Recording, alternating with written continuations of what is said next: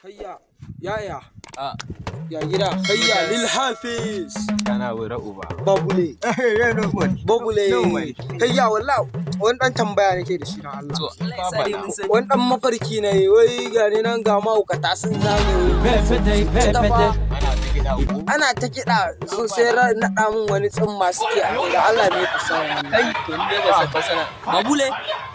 Ne mai faɗa mai fasara abin da ya faɗa. Wai fassara kake so a gaya ma? Kai ka iya. To shi Ka san kenan. harkar kuɗi ne. Za a gaya ma. Za ka biya. Za ka biya. No, 200 za ka bayar. Zan baka ma 500 in dai ka Goma fassara. da gida na kai wanda zan fassara ma. Abin da ake nufi da haka fassara kenan.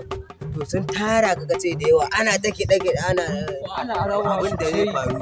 Sun tara ka ne kai za ka zama sarkin su kai ne sarkin mahaukata ne. Kai ne sarkin su sarkin mahaukata ne kai. Kawo kuɗin. Sarkin ma Fassarar ma ba.